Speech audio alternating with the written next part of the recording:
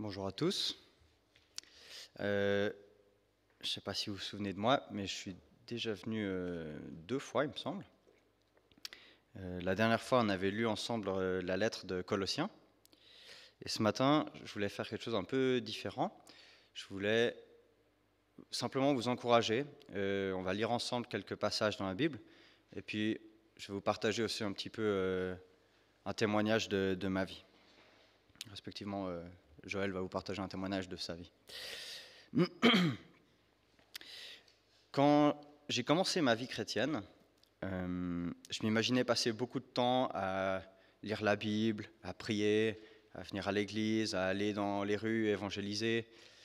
Et j'ai fait toutes ces choses, mais en réalité, j'ai l'impression que je passe beaucoup plus de temps à l'intérieur, en fait, avec Dieu, et qu'une grande partie de ma vie chrétienne, c'est plus Dieu qui me touche, qui me travaille, qui me fait grandir, qui me corrige, qui me reprend, qui change ma manière de voir le monde, etc. Et aujourd'hui, je voulais vous parler un peu plus de ce côté-là de la vie chrétienne. La première fois, sauf erreur, que je suis venu vous parler, je vous avais parlé de la vie avec le Saint-Esprit, et on avait lu Galates 5, 22, que je vais relire. Mais ce que l'Esprit Saint produit, c'est l'amour, la joie, la paix, la patience, la bienveillance, la bonté, la fidélité, la douceur et la maîtrise de soi. J'avais parlé qu'on pouvait utiliser en fait ces différents états, si on veut, pour réaliser quand nous-mêmes on dévie un petit peu de ces choses-là et qu'on peut se surprendre en fait à être à côté de ça, et puis qu'on peut utiliser ça pour se réaligner à ce que Dieu nous offre en fait. Vu que ces fruits sont produits par l'Esprit Saint qui est en nous, on y a accès constamment. Et aujourd'hui, j'avais envie de construire un petit peu là-dessus et de vous parler du renouvellement de l'intelligence. Romains 12, 2 dit « Ne vous conformez pas aux habitudes de ce monde, mais laissez Dieu vous transformer et vous donner une intelligence nouvelle. Vous discernerez alors ce que Dieu veut, ce qui est bien, ce qui lui est agréable et ce qui est parfait. » Donc on peut se poser la question, qu'est-ce que ça veut dire une intelligence nouvelle en fait? Est-ce que d'un coup j'ai 200 de QI, puis je suis un génie des échecs, ou qu'est-ce que vraiment ça représente? Et je pense que Paul ici, ce qu'il veut dire, c'est qu'on doit changer notre manière de penser, notre manière de voir le monde, et que c'est ça au final qu'on doit renouveler. On peut se poser la question du coup, pourquoi est-ce qu'on doit changer cette manière de penser? Pourquoi ça spécifiquement et pas autre chose? Alors, ce n'est pas forcément très clair dans le texte, mais à mon avis, une partie de la réponse se trouve dans le fait que en fait, notre manière de penser, ça va influencer nos actions, ça va influencer nos émotions, notre manière de réagir à ce qui se passe autour de nous. Pour donner un exemple, quand j'étais plus jeune, ma vision de Dieu, c'est qu'il était pas vraiment fâché, mais un peu pas super content, quoi. Il n'était pas forcément de bonne humeur. Et je ne sais pas pourquoi j'avais vraiment cette image, mais ce que ça a produit en moi, cette vision-là, c'est le fait que si moi-même j'étais triste, ou si j'avais besoin de réconfort, ou que j'avais besoin d'encouragement, j'allais pas vraiment me tourner vers Dieu, vu que j'avais l'impression qu'il n'était pas content. Puis du coup, j'allais faire autre chose, parce que j'avais l'impression que ce serait plus simple. Ou je ne sais pas si vous avez déjà rencontré des gens qui parlent d'eux-mêmes de manière un peu négative, genre « Ah, j'arriverai jamais à faire ça » ou « Ah, pour ça, je suis vraiment trop nul » ou ce genre de choses. Au final, ce qui se passe, c'est que les gens, c'est pas forcément vrai qu'ils sont trop nuls, ou c'est pas forcément vrai qu'ils n'arrivent pas à faire ces choses-là, mais ils les font quand même pas parce qu'ils pensent qu'ils sont trop nuls. Ils pensent qu'ils n'arrivent pas à faire ces choses-là, et du coup, ils les font pas. Donc en vrai, c'est notre représentation du monde qui détermine comment on agit et comment on s'exprime, ce qu'on ressent. Et des fois, on a des représentations ou des façons de penser qui ne correspondent pas à la manière de penser de Dieu, qui ne correspondent pas à sa manière de voir notre situation, sa manière de voir des gens autour de nous, etc. Et c'est Et c'est là où Paul nous invite à renouveler notre intelligence. C'est là où il nous dit, changez votre manière de penser et prenez la manière de penser de Dieu pour que vous sachiez en fait qu'est-ce qui est bon, qu'est-ce qui est parfait. Du coup, on peut se dire, ok, comment est-ce qu'on arrive à repérer en fait quand on ne pense pas comme Dieu? Parce que ce n'est pas forcément évident de savoir ce que Dieu pense tout le temps. Et pour ça, on peut lire dans Matthieu 7, versets 15 à 20. C'est marqué « Prenez garde aux faux prophètes. Ils viennent à vous déguisés en moutons, mais au-dedans, ce sont des loups féroces. Vous les reconnaîtrez en voyant ce qu'ils font. On ne cueille pas des raisins sur des buissons d'épines, ni des figues sur des ronces. Un bon arbre produit de bons fruits, et un arbre malade de mauvais fruits. Un bon arbre ne peut pas porter de mauvais fruits, ni un arbre malade porter de bons fruits. Tout arbre qui ne donne pas de bons fruits est coupé, puis jeté au feu. Ainsi donc, vous reconnaîtrez les faux prophètes en voyant ce qu'ils font. » Je me suis dit, au final, c'est un peu la même chose avec nos pensées. Si elles ne produisent pas des bons fruits, il faut qu'on les coupe et qu'on les jette au feu. Si elles ne produisent pas de l'amour, de la joie, de la paix, de la bienveillance, de la douceur, elles n'ont rien à faire en nous, en fait. Puis on peut les prendre et les jeter au feu. Et c'est là où je dis qu'en fait, on peut utiliser ces fruits de l'esprit comme guide pour savoir quelle est la réalité au final. Si je prends un exemple qui m'est déjà arrivé, on doit payer une grosse facture. Mais on n'est pas 100% sûr qu'au moment où elle va arriver, on aura de quoi la payer. En fait, si cette situation produit en moi de l'anxiété, le problème, ce n'est pas vraiment la situation, c'est ma réaction par rapport à la situation. Et puis, c'est différent pour chacun d'entre nous, mais si, imaginons que je puisse tout à fait payer cette facture, mais que je suis quand même dans l'anxiété, peut-être que Dieu, simplement, il m'invite à dire, ok, je mets ça de côté, je me concentre sur lui, et puis, advienne que pourra, en quelque sorte. Mais peut-être que, en fait, le fait que j'ai de l'anxiété par rapport à cette facture, ça reflète plus le fait que je ne fasse pas tout à fait confiance à Dieu, et que Dieu, il m'invite à travailler là-dessus. Et du coup, en fait, en utilisant ces fruits, puis en étant attentif à comment on se sent, on arrive des fois à repérer des choses qui, si on ne prête pas attention, on ne remarquerait pas.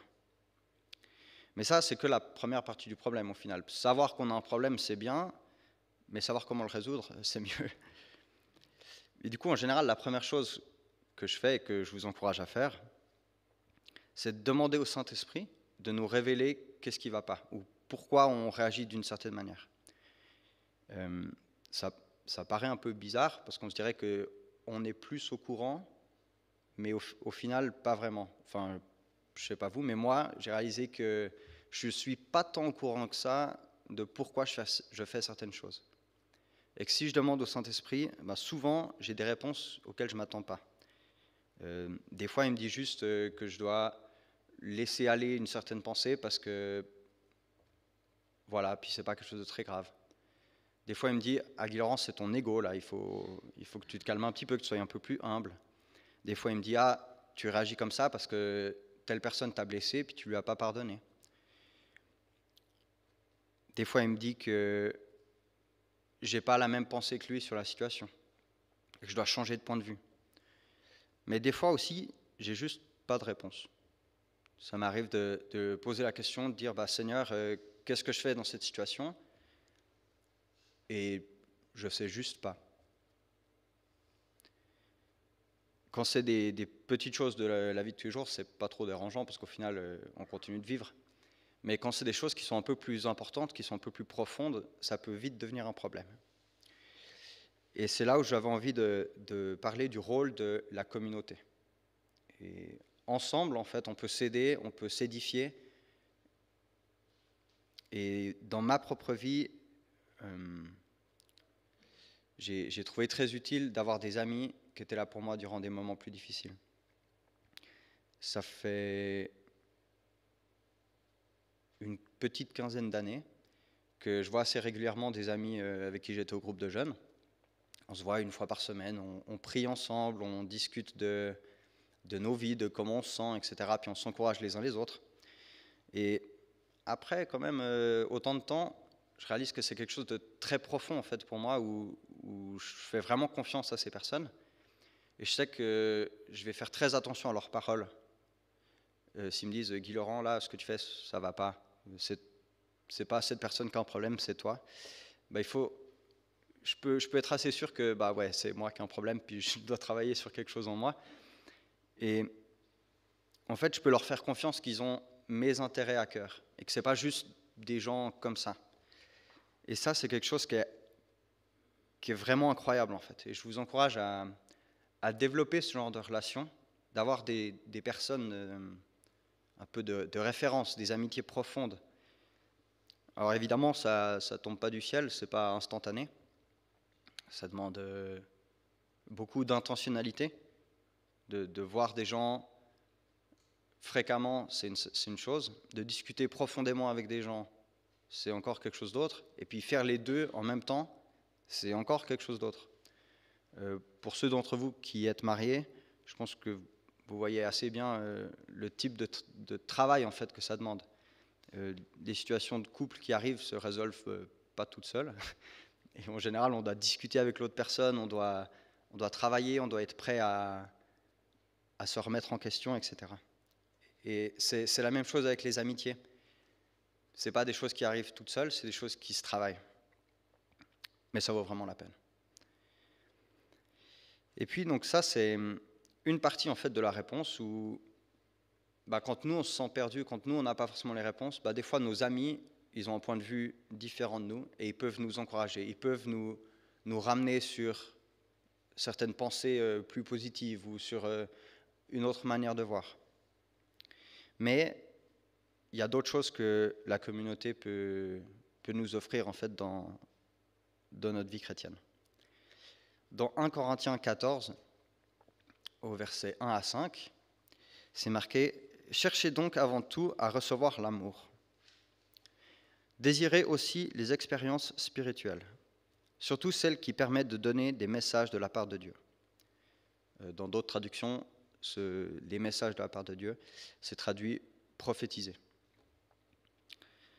Celui qui parle en des langues inconnues ne parle pas aux autres, mais à Dieu, car personne ne le comprend. Par la puissance de l'Esprit, il exprime des vérités mystérieuses. Mais celui qui transmet des messages reçus de Dieu parle aux autres de manière constructive, pour les encourager et pour les consoler. La personne qui parle en des langues inconnues est seule à en être fortifiée, tandis que celle qui transmet des messages reçus de Dieu fortifie l'Église entière. Je veux bien que vous parliez tous en des langues inconnues, mais je désire encore plus que vous transmettiez des messages reçus de Dieu. Dans ces versets, Paul parle des dons de l'Esprit, et plus spécifiquement de la prophétie ou des messages reçus de Dieu. Au final, la prophétie, c'est nous qui transmettons quelque chose à quelqu'un d'autre de la part de Dieu. Et Paul, il décrit la prophétie comme étant utile pour édifier tout le monde dans l'Église, pas seulement nous-mêmes. Et dans mon expérience, c'est un outil qui est vraiment puissant et profond. Ça m'est arrivé plusieurs fois de recevoir des paroles prophétiques qui m'ont vraiment touché, où j'ai eu l'impression d'être vu par Dieu, alors que moi, de mon côté, je disais à Dieu, Seigneur, qu'est-ce que tu penses de tout ça? Comment est-ce qu'on s'en sort? Et puis, où pour moi, c'était un moment difficile, mais où je n'avais pas l'impression de recevoir de réponse. Une personne m'a donné une parole prophétique et j'avais l'impression d'un coup que Dieu me voyait, qu'il prenait soin de moi et qu'il répondait à mes besoins. Et je me suis accroché à ces paroles pendant les moments qui étaient plus difficiles et ça m'a permis de grandir, ça m'a permis d'aller au travers de ces moments. Joël, est-ce que tu viendrais partager ton témoignage? Bonjour. Il y a quelques années en arrière, j'avais demandé à un groupe d'amis de pouvoir, pour mon anniversaire, prophétiser sur ma vie plutôt. Je me suis dit que c'était un plus chouette cadeau que de recevoir des biens matériels. Et j'avais reçu beaucoup de paroles, certaines choses qui m'avaient parlé directement, qui m'avaient encouragée, et d'autres où j'avais un peu mis de côté. Et il y a environ 1 an en arrière, c'était un petit peu plus difficile au travail. J'avais de la peine à voir des solutions sur comment aider mes élèves, je suis enseignante, et sur voilà, comment bien faire les choses. Et je me sentais avec moins d'espoir par rapport à ma vie en général. Et j'écoutais de la musique le matin en allant au travail. Et je ne sais pas comment, mais je suis tombée sur les paroles prophétiques que j'avais enregistrées par hasard. Un hasard avec un grand D, comme on dit.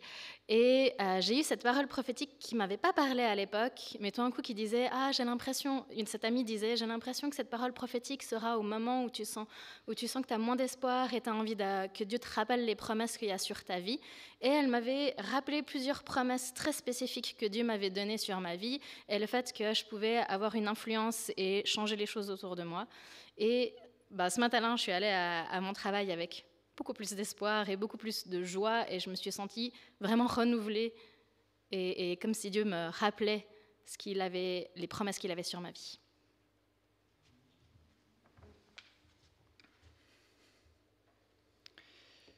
Du coup, ça c'est un exemple de simplement comment est-ce qu'on peut vivre en fait la prophétie.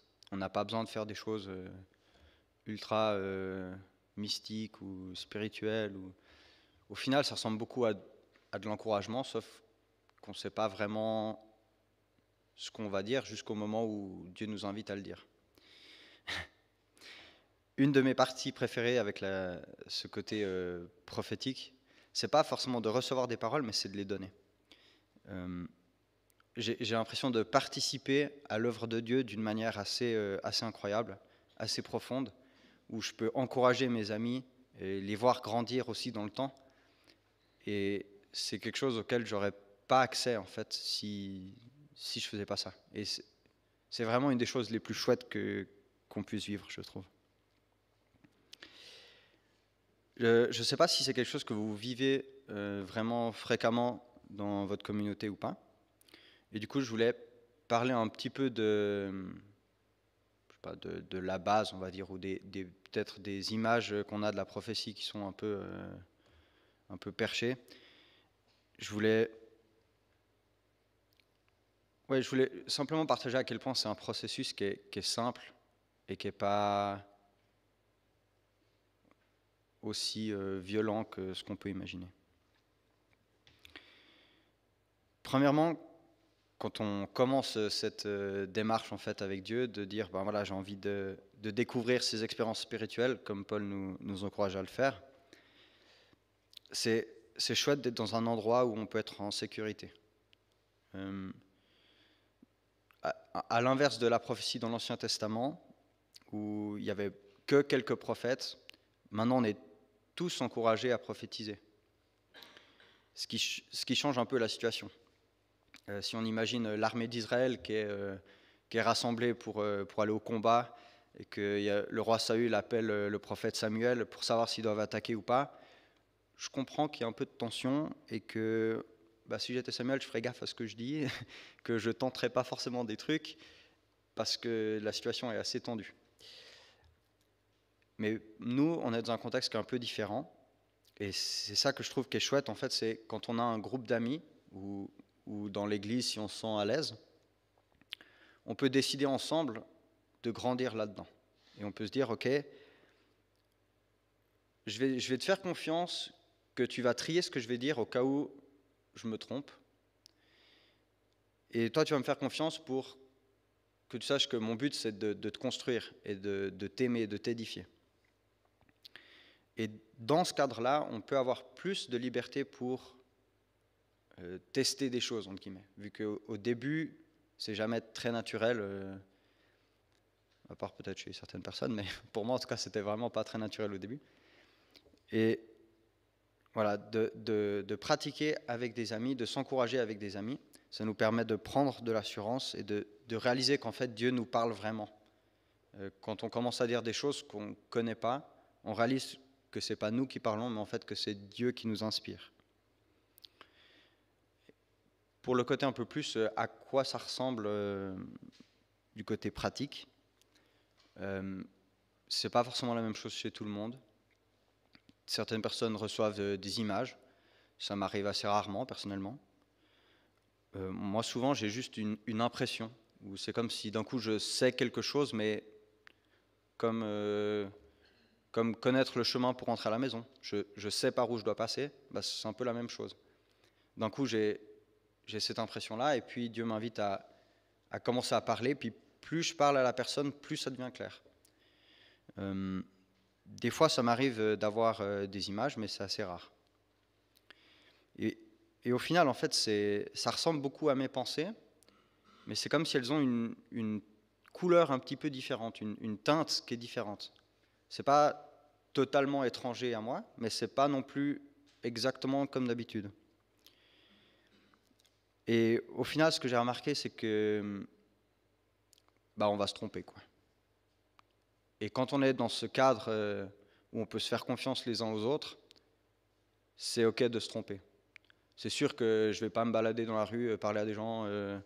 Ah, le Seigneur a dit que demain tu allais mourir. Ok, peut-être on veut se détendre. Mais dans un cadre avec des amis, on peut pas dire aux gens qu'ils vont mourir, mais on peut avoir un petit peu plus de sécurité, puis oser en fait prendre le premier pas et oser passer par-dessus cette crainte. Et aujourd'hui, ce que je voulais faire, je voulais qu'on prenne un moment un peu plus pratique. Je sais que c'est pas forcément évident pour tout le monde d'entrer là-dedans. Et du coup, je voulais faire quelque chose où on va prendre un temps avec le Saint-Esprit, individuellement, et demander au Saint-Esprit qu'est-ce qu'il aura envie de nous dire. Et juste être à l'écoute du message de Dieu pour nous, pour aujourd'hui, de savoir ce qu'il veut nous partager. Des fois, c'est juste des encouragements.